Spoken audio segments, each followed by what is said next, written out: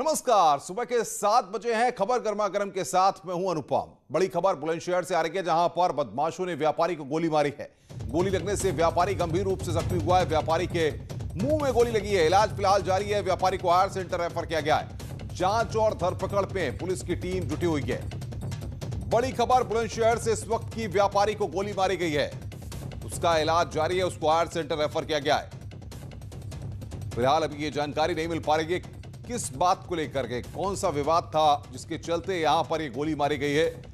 जांच और धरपकड़ में पुलिस की टीमें जुटी हुई हैं। बदमाशों ने यहां पर व्यापारी को गोली मारी है। क्या लूट के इरादे से गोली मारी गई है या कोई और वजह है? पुलिस इन तमाम एंगल्स को खंगालने की कोशिश में जुटी हुई है। बहरहाल बड़ी खबर बुलंदशहर से यह है कि व्यापारी के मुंह में गोली लगी है। इलाज फिलहाल उसका जारी है। उसको हायर सेंटर के लिए रेफर किया गया है। बुलंदशहर से इस वक्त की ये बड़ी खबर। पुलिस की टीमें जांच करने में जुटी हुई हैं। कई एंगल से इस पूरे मामले की जांच की जा रही है। पुलिस ये पता लगाने की कोशिश कर रही है कि क्या लूटपाट के इरादे से व्यापारी को गोली मारी गई है या कुछ और वजह है। तुषार बातचीत करने के लिए फोन लाइन पर हमारे संवाददाता हमारे साथ जुड़ रहे हैं। तुषार, कब की यह घटना है और क्या निकलकर सामने आ रहा है? जी अनुपम, ये रात का मामला है। ये युवक है, इसका नाम सनोवर था, क्योंकि इसके बाद अभी रात में जानकारी लगी कि देर रात की मौत हो गई है, जो हायर सेंटर रेफर किया गया था। ये मोबाइल का अच्छा कारोबारी था और इसकी 2 शादी हुई थी। इसका विवाद चल रहा था आपस में पहले वाली शादी से। तो ये संभव है कि उसके सालों ने, इसके पहलवानों ने इसे गोली के मार के मौत के घाट उतार दिया। बहुत बहुत शुक्रिया तुषार, बातचीत करने के लिए और अपडेट देने के लिए। तुषार तिवारी हमारे संवाददाता इस बड़ी खबर पर हमें अपडेट दे रहे थे। आगे बढ़ते हैं। कई बार हमारी आंखों के सामने ऐसी तस्वीरें आती हैं जिसे देखकर पहले तो यकीन नहीं होता, और जब यकीन कर लेते हैं तो फिर यह हैरानी होती है कि आखिर ऐसा कोई कैसे कर सकता है। आगरा की एक ऐसी ही तस्वीर हम आपको दिखाने जा रहे हैं जिसे देखकर आप भी हैरान रह जाएंगे। बच्चे को निकालिए जरा सा।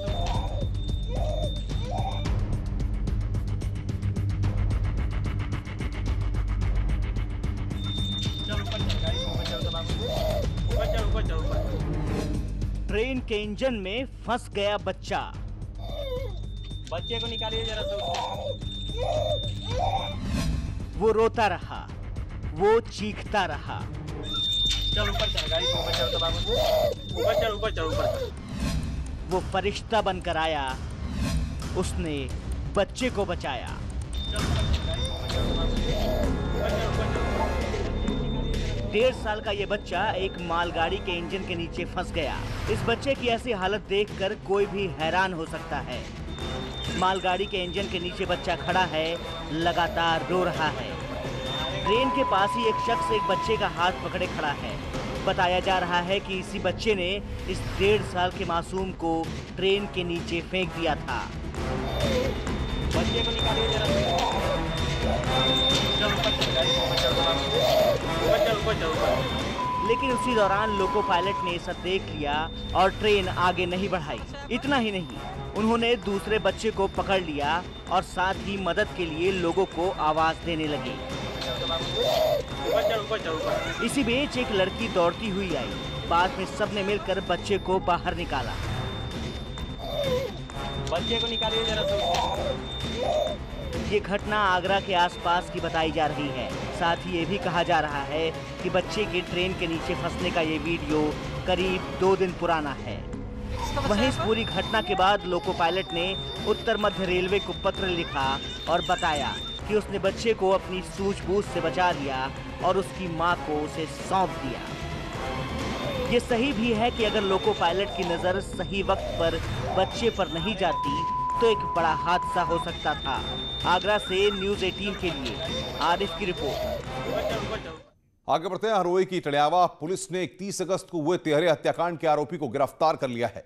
पुलिस ने आरोपी के पास से अवैध असलाहा भी बरामद किया है। तिहरे हत्याकांड के मामले में अब तक 4 आरोपियों को गिरफ्तार कर जेल भेज दिया गया है। वहीं अब फरार 5वें आरोपी को पुलिस ने पकड़ लिया है। पुलिस ने बताया कि 48 बीघे जमीन को लेकर यह हत्या की गई थी। या जो मृतक हैं उनके पूरे परिवार को समाप्त कर दिया गया था। उनके लगभग 45 से 48 बीघे ज़मीन थी। उस वसीयत को इन्होंने मिल करके कुछ लोगों के साथ तैयार कराई थी और उसमें ये मुख्य गवाह है वसीयत। बड़ी खबर लखनऊ से आ रही है। नसीमुद्दीन सिद्दीकी की गिरफ्तारी का वारंट जारी हुआ है। मंत्री स्वाति सिंह पर विवादित टिप्पणी करने का यह पूरा मामला एमपी एमएलए कोर्ट ने जारी किया गैर जमानती वारंट। नसीमुद्दीन रामचल राजभर के खिलाफ यह वारंट जारी किया गया है। अतर सिंह मेवालाल गौतम के खिलाफ वारंट जारी किया गया है। नौशाद अली के खिलाफ भी गैर जमानती वारंट जारी किया गया है। हजरतगंज में स्वाति सिंह की सास ने एफआईआर कराई थी। 22 जुलाई 2016 को यह एफआईआर दर्ज की गई थी और अब इस पूरे मामले में नसीमुद्दीन सिद्दीकी की गिरफ्तारी होगी। तो नसीमुद्दीन सिद्दीकी की यहां पर मुश्किलें अब बढ़ने वाली हैं। गिरफ्तारी का वारंट यहां पर जारी हुआ है। हजरतगंज में स्वाति सिंह की सास ने इस संदर्भ में एफआईआर 2016 में दर्ज कराई थी। 22 जुलाई 2016 को यह एफआईआर दर्ज कराई गई थी और अब इस मामले में नसीमुद्दीन सिद्दीकी की गिरफ्तारी का वारंट जारी किया गया है।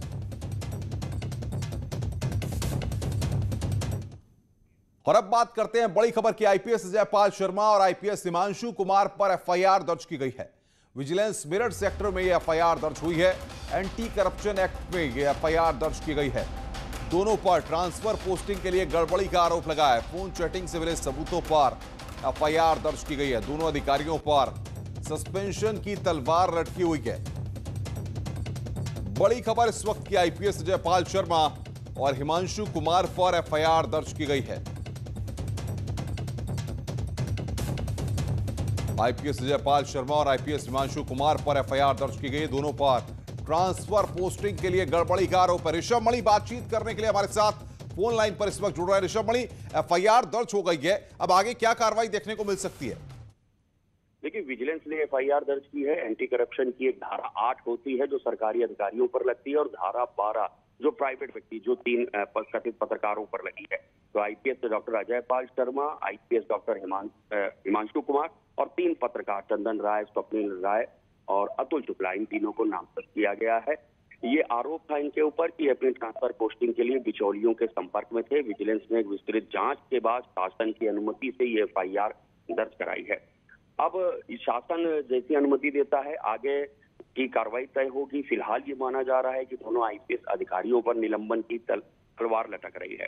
हालांकि अजयपाल शर्मा के खिलाफ एक एफआईआर पहले भी दर्ज है जो उनकी कथित पत्नी या जिसको महिला वकील कह रहे हैं उन्होंने दर्ज कराई थी। तो अब ये मान के चलिए जांच में जैसे ही तेजी आएगी तमाम आरोपों की पुष्टि हो जाएगी। फिर उसके बाद अगर शासन से हरी झंडी मिलती है तो कोई बड़ी कार्रवाई भी हो सकती है। और फिलहाल निलंबन की तलवार तो लटकी ही है इन दोनों। ऋषभ, ये दोनों अधिकारी फिलहाल कहां पर तैनात हैं और क्या आने वाले वक्त में इस पूरे मामले में इनकी गिरफ्तारी भी हो सकती है? देखिए, गिरफ्तारी चूंकि गस्टेड अफसर हैं, आईपीएस हैं, ये तो शासन तय करता है। हालांकि चार्ज इस तरह के हैं कि इसमें गिरफ्तारी भी हो सकती है। हिमांशु कुमार इस वक्त इटावा में तैनात हैं पीएससी में। डॉक्टर अजयपाल शर्मा इस वक्त पीटीसी उन्नाव में पुलिस ट्रेनिंग में। तो विजिलेंस ने एक दूसरे बहुत बहुत शुक्रिया ऋषभ बातचीत करने के लिए और तमाम अपडेट देने के लिए। ऋषभ मणि त्रिपाठी हमारे संवाददाता इस बड़ी खबर पर हमें अपडेट दे रहे थे।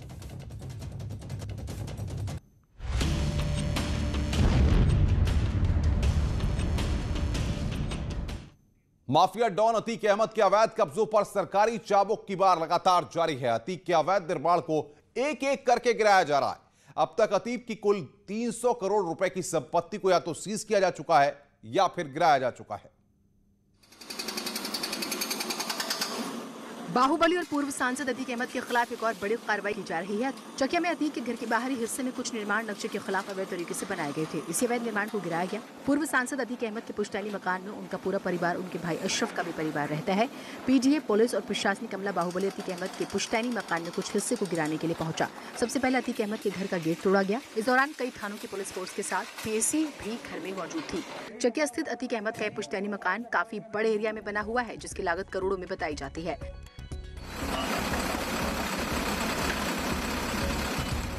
अब तक बाहुबली पूर्व सांसद अतीक अहमद की 1 दर्जन से ज्यादा संपत्तियों को कुर्क किया गया है। इसके साथ ही कई संपत्तियों को बुलडोजर चलाकर जमींदोज किया गया।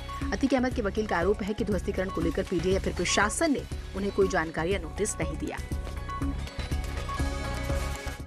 वहीं प्रयागराज में बाहुबली अतीक अहमद के अवैध कोल्ड स्टोरेज को डायनामाइट से उड़ाया जाएगा। प्रयागराज डेवलपमेंट अथॉरिटी अब अतीक के कोल्ड स्टोरेज को बारूद से उड़ाने की तैयारी कर रही है। 5 मंजिला बिल्डिंग होने की वजह से उसे गिराने में काफी दिक्कतें आ रही हैं। ये कोल्ड स्टोरेज अतीक की पत्नी शाइस्ता परवीन के नाम पर है। अतीक अहमद के ड्रीम प्रोजेक्ट कहे जाने वाले कोल्ड स्टोरेज को डायनामाइट लगाकर रिमोट के जरिए बारूद से उड़ाने की तैयारी की जा रही है। ये काम एक्सपर्ट्स की निगरानी में कराया जाएगा।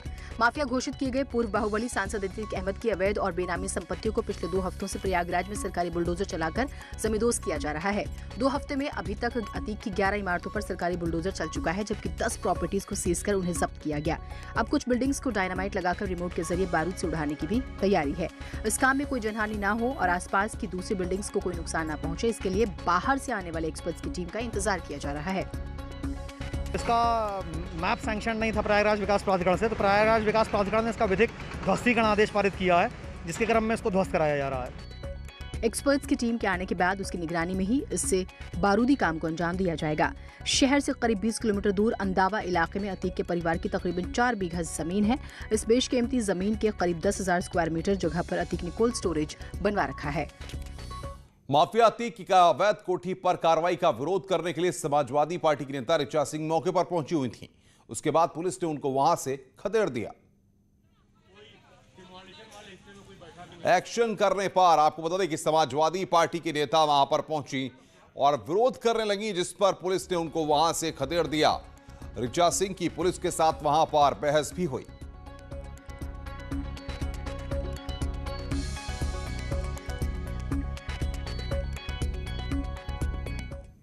इससे पहले माफियाओं के खिलाफ सरकार ने बड़ा शिकंजा कसा और ये लगातार सिलसिला जारी भी है। एक साथ प्रशासन ने लखनऊ में माफियाओं से जुड़े कई ठिकानों पर छापा मारा है। इस दौरान मुख्तार अंसारी का करीबी अभिषेक सिंह बाबू गिरफ्तार किया गया। माफिया और उनके गुर्गों पर लखनऊ पुलिस की बड़ी कार्रवाई हो रही है। एक साथ 42 ठिकानों पर लखनऊ पुलिस ने छापेमारी की। मुख्तार अंसारी का करीबी अभिषेक सिंह बाबू को गिरफ्तार किया गया। अभिषेक के कब्जे से एक पिस्टल कारतूस बरामद हुई। खान मुबारक और सलीम रुस्तम सोहराब गैंग के कई गुर्गे हिरासत में लिए गए। लखनऊ के कई इलाकों में छापेमारी की कार्रवाई चल रही है। लखनऊ की हुसैनगंज पुलिस ने मुख्तार अंसारी के एक और गुर्गे अतीक अहमद को गिरफ्तार कर लिया है। अतीक अहमद पर आलमबाग निवासी नरेंद्र से वसूली का आरोप है। बीते शुक्रवार को गाजीपुर शहर कोतवाली ने मुख्तार की पत्नी अफसा अंसारी, साला सरजील रजा और अनवद शहजाद के खिलाफ गैंगस्टर एक्ट में वारंट जारी किया था। कुछ दिन पहले ही करोड़ों रुपए की अनाधिकृत जमीन से कब्जा हटवाने के बाद प्रशासन ने अंसारी की पत्नी और साले पर गैंगस्टर एक्ट की कार्रवाई की थी। अब तक मुख्तार अंसारी की मऊ, गाजीपुर और लखनऊ में स्थित 70 करोड़ से ज्यादा की अवैध संपत्ति को ध्वस्त किया गया। 41 करोड़ की आय वाले अवैध धंधों पर ताला लगा दिया गया। मुख्तार के गैंग में शामिल 97 लोगों को गिरफ्तार कर जेल भेज दिया गया।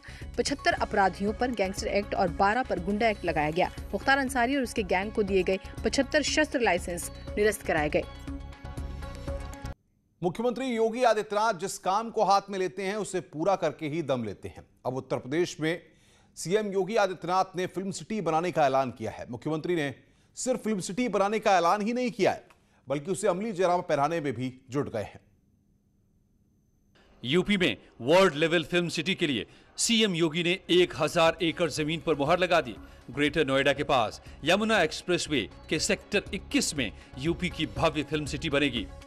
जिस नाम से भारत का नाम भारत पड़ा, भरत शकुंतला पुत्र भरत के नाम पर, ये उसी हस्तिनापुर के आसपास का क्षेत्र है जहां पर ये फिल्म स्टूडियो फिल्म सिटी हम लोग प्रस्तावित कर रहे हैं। फिल्म सिटी की 3D तस्वीरें भी आ गई हैं। इस फिल्म सिटी में भव्य गेट के साथ parking, studio, amusement park, studios, luxury hotels जैसी कई सुविधाएं होंगी। फिल्म सिटी में हर वो सुविधाएं होंगी जिसमें उच्च तकनीकी की फिल्में बन सके। फिल्म सिटी को लेकर योगी ने आज बॉलीवुड के दिग्गज फिल्मकारों के साथ मीटिंग भी की।